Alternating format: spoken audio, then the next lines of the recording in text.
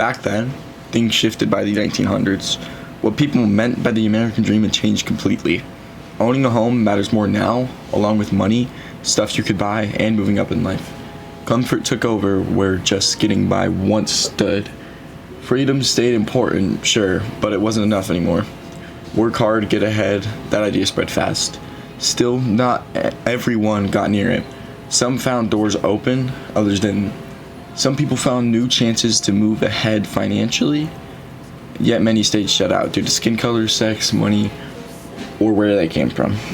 Hope lived inside the idea of America, but so did unfairness.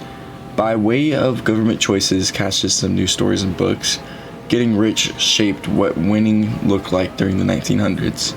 Still, that time shows how narrow those promises really were, and who never got invited in. How buying things started standing for success around the 1900s. Industrial growth shaped daily life quickly. Smoke rose from taller factory walls or streets filled with people moving into bigger towns. By the 1920s, money flowing through markets shaped how people saw worth and place in society. Cars, radios, home machines, these things started standing for making it in life. Thanks to ways of building stuff faster, for example, Ford's moving belt method, regular households could reach items that were once out of reach.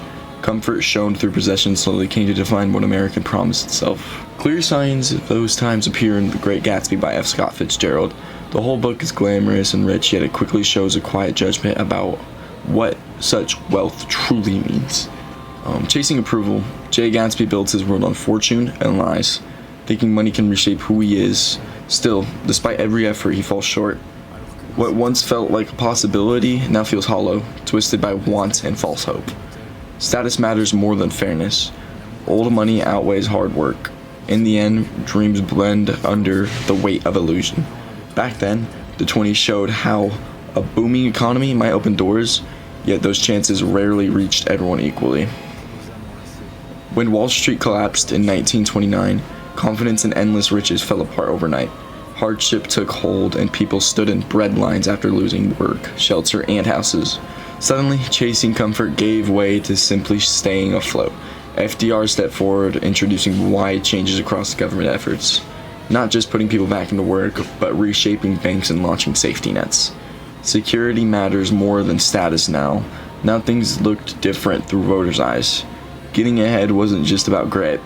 Help from Washington started to feel necessary. Stories of the time showed regular people fighting hard just to stay afloat.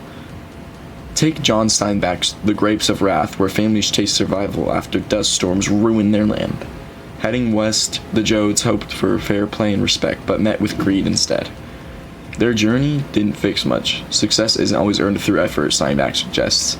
Trapped by forces beyond their control, even diligent families found little upward movement. The Great Depression cracked open the myth of steady progress, making people question whether chances were really equally spread.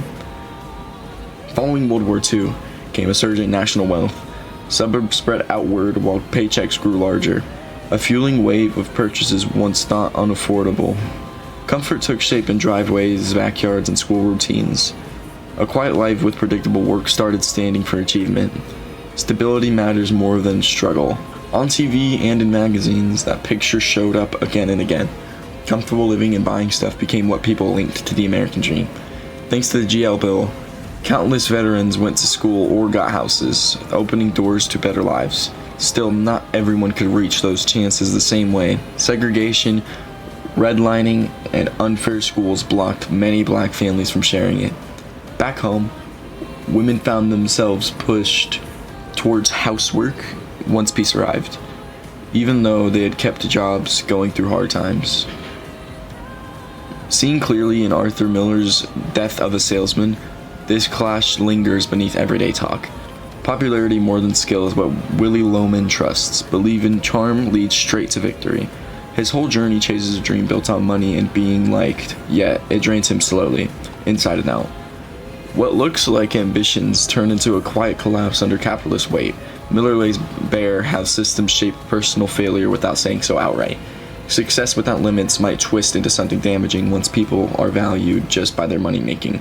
Not long ago, a growing number saw how unfairly some were treated on the path towards that promise.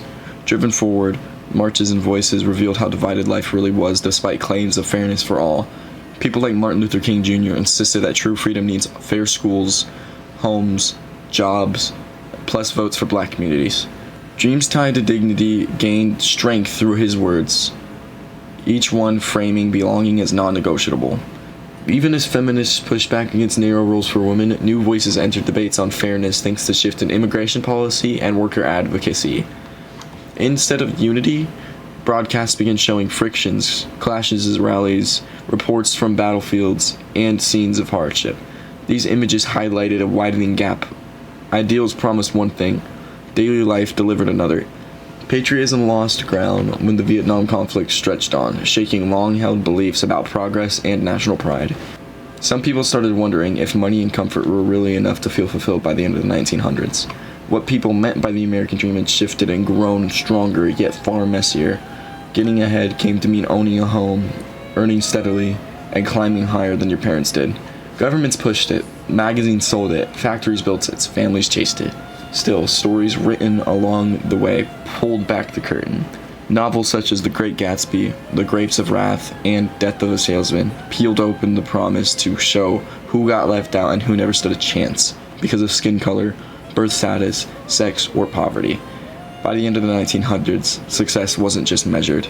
Its ownership came into question. Through the American dream, many people's spirits were lifted. It also showed how uneven access to the chance truly was.